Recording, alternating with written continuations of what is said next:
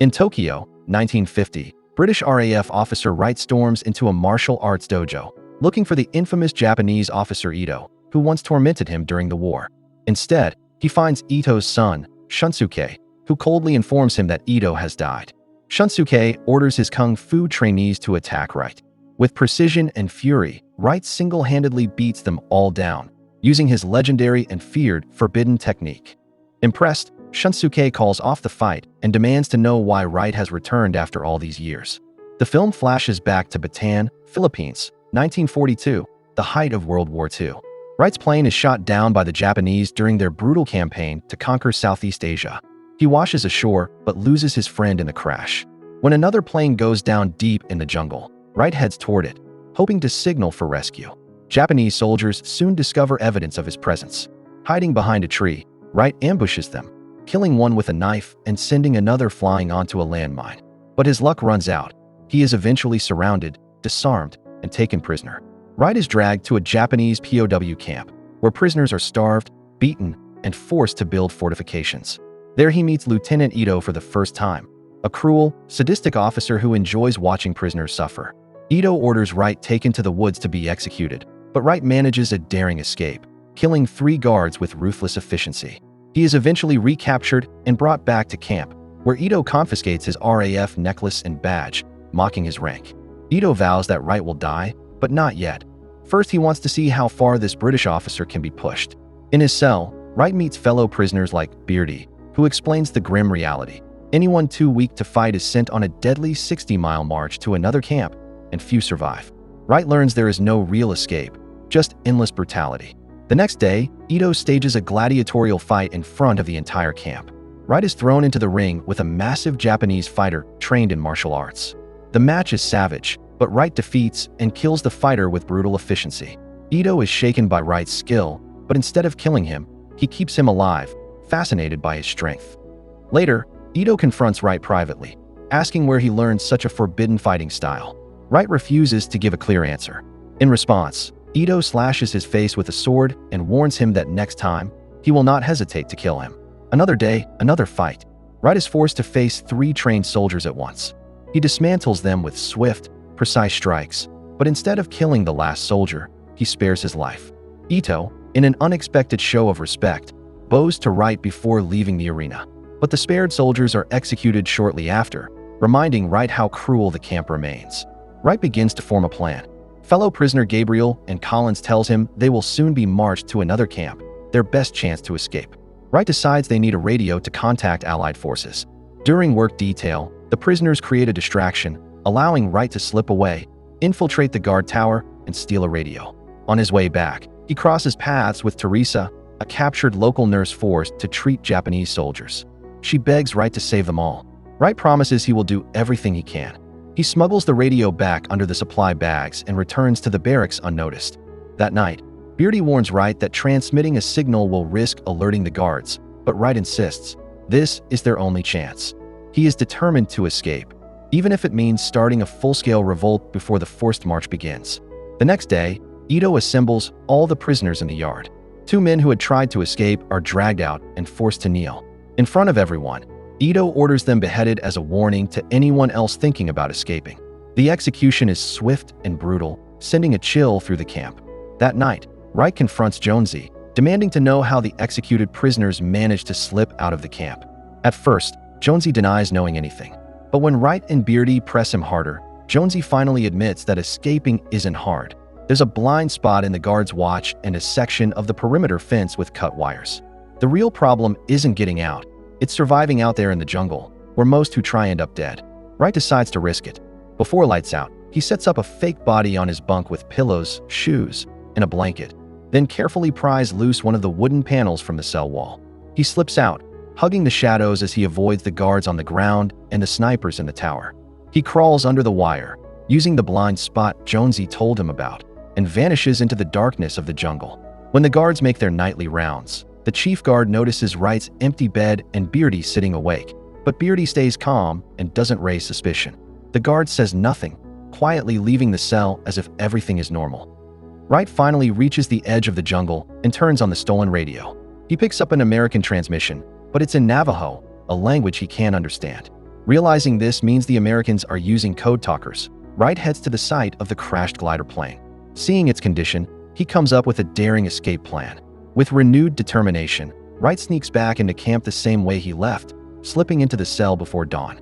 The next morning, Wright tells Collins and Gabriel what he learned. The Americans are close, and if they act fast, they might escape. He explains his plan to use the glider plane.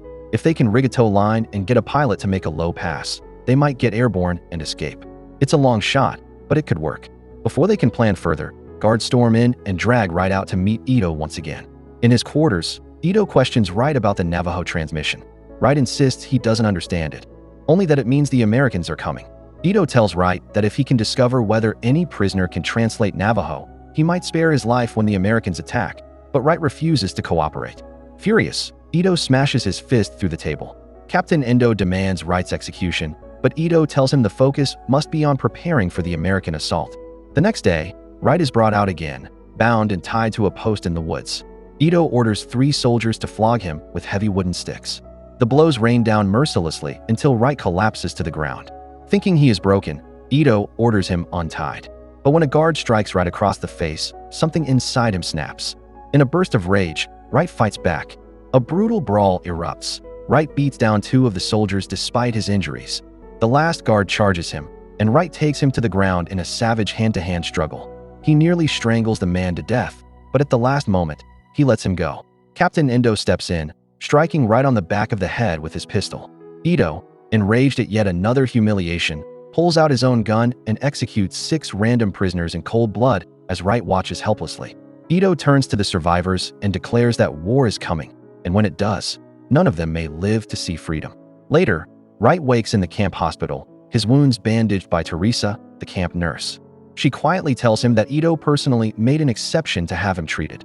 Usually, only Japanese soldiers are allowed proper medical care.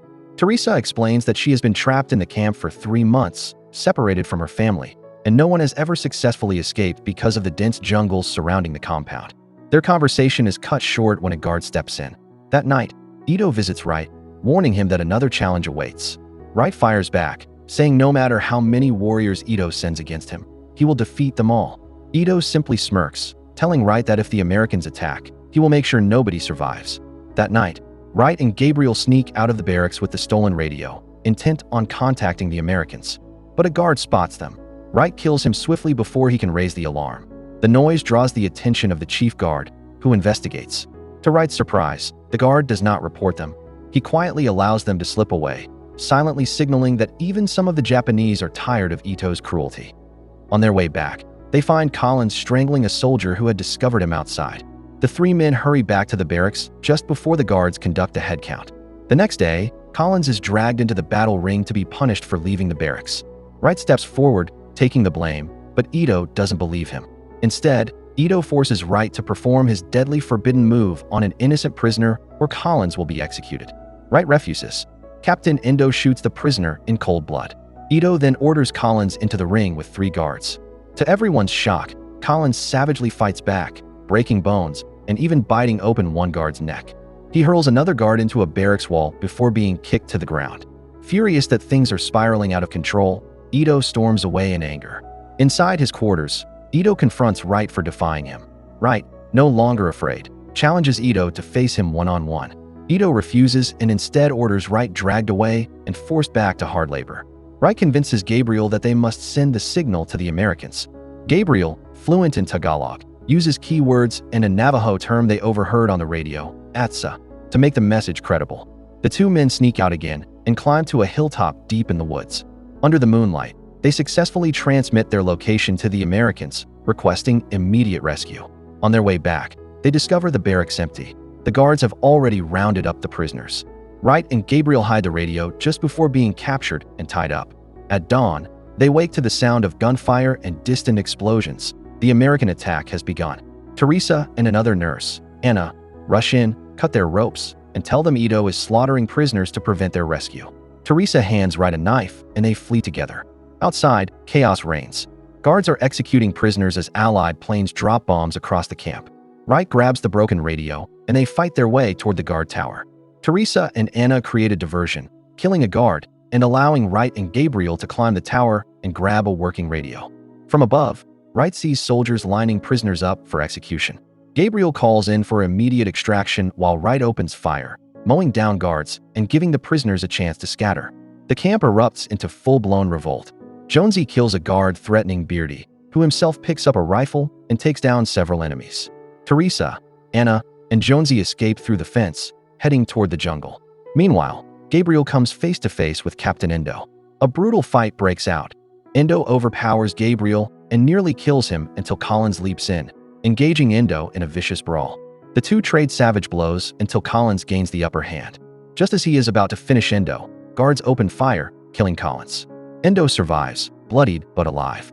Wright, enraged by Collins' death, confronts Ito. The two finally engage in a climactic sword duel inside Ito's tent.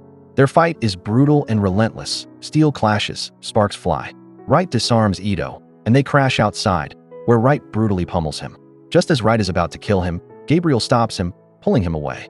As Wright and Gabriel flee toward the woods, Endo aims his rifle to shoot them, but Ito, humbled and defeated, lowers Endo's weapon, silently allowing them to go. The surviving prisoners regroup at the glider crash site. Wright and Jonesy work quickly, setting up the tow rope while Gabriel fires a flare to signal the Americans. The rumble of approaching planes grows louder as they all climb into the glider, holding their breath for one last shot at freedom. Suddenly, Japanese soldiers close in on the glider site, determined to stop Wright and the prisoners.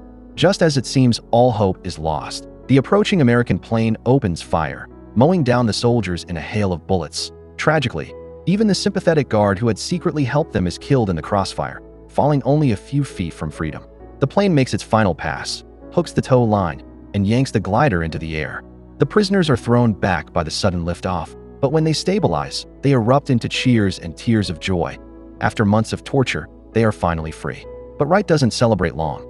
He looks back at the burning camp, knowing some prisoners are still trapped.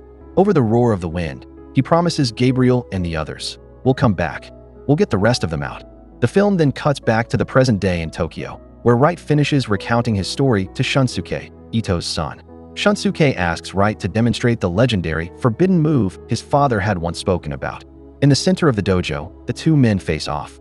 A quick, tense sparring match begins. Shunsuke is skilled, but Wright's technique is unmatched. In a final motion, Wright launches his feared strike, but stops just short of hitting him. Shunsuke, humbled, nods. He retrieves a small box containing Wright's RAF badge and military tags, the very items Ito had taken from him years ago, and hands them back. The two men bow deeply to each other in mutual respect. Wright turns and walks away from the dojo, finally at peace with his past. The movie ends. Thanks for watching. Make sure to like and subscribe.